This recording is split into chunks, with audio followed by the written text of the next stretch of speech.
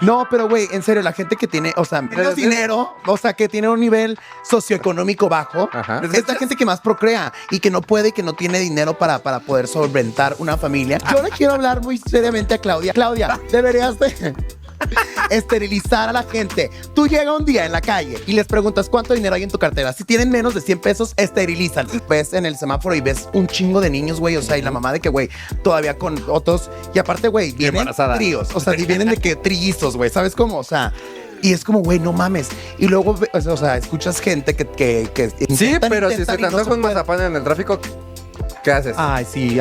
Niño. Niño.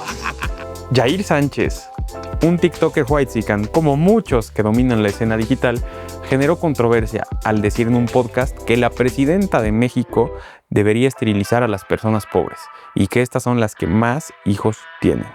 Estas declaraciones no solo son ofensivas, son peligrosas, porque no son nuevas. Son ideas que ya se aplicaron en el mundo y siempre terminaron con violaciones graves a los derechos humanos. La idea de que los pobres no deberían reproducirse no nació en TikTok. Tiene nombre: eugenesia. En la década de los 90, en Perú, durante el gobierno de Alberto Fujimori, más de 270,000 mujeres, en su mayoría pobres, indígenas y de zonas rurales que tenían menos acceso a otros métodos de control de la natalidad, fueron esterilizadas contra su voluntad a través de violencia, coacción e inclusive a cambio de dinero o comida, o bajo información inadecuada o sin un consentimiento debidamente informado.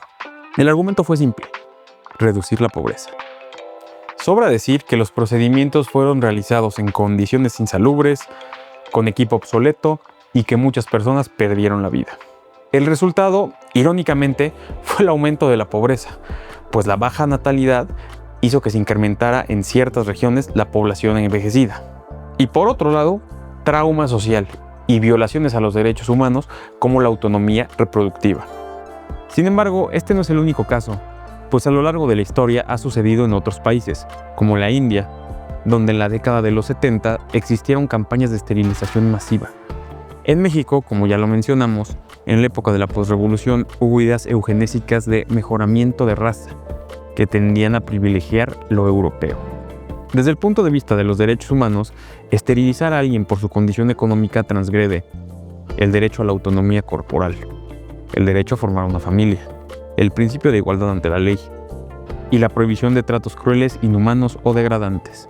La pobreza no es un delito y el Estado no es dueño del cuerpo de nadie, ni debería tener el poder de decidir quién merece tener hijos. Aquí viene lo incómodo. La pobreza no es un error del sistema, es un elemento indispensable para su funcionamiento. Y esto no es una opinión personal, pero si no existiera la pobreza, ¿quién aceptaría los trabajos peor pagados? ¿Quién aceptaría salarios mínimos? ¿Y quiénes sostendrían la economía informal? El sistema necesita un abajo para que exista un arriba. Eliminar a los pobres sería como querer eliminar al enemigo y quedarse sin guerra. Sin pobreza se rompe la lógica de la acumulación.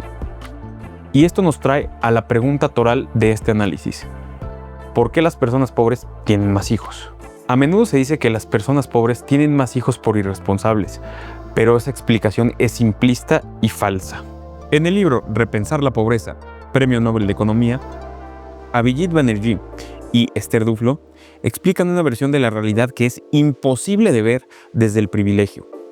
En contextos de pobreza, los hijos no son un lujo ni una realización personal, son una estrategia de supervivencia. La economía familiar se estructura bajo la premisa de más manos, más ingreso. Y muchas veces, al no tener derecho a una jubilación o una pensión, los hijos se ven como un seguro económico futuro, como una protección ante el abandono. Y claro que también existe la ignorancia, pero es más una adaptación empírica a un contexto injusto. Decir que hay que esterilizar a los pobres no es cómico, no es inteligente y no es nuevo. Es repetir ideas que ya causaron sufrimiento masivo. La pobreza no se combate eliminando personas, se abate suprimiendo las condiciones que la generan. Y bajo ninguna circunstancia se trata de aprobar que existe el trabajo o la explotación infantil, sino más bien dilucidar qué se puede cambiar de raíz para que ésta deje de existir. Y mientras no estemos dispuestos a cuestionar el sistema que causa y necesita la menesterosidad, culpar a los pobres siempre será la salida más simplista, más fácil y la más cruel.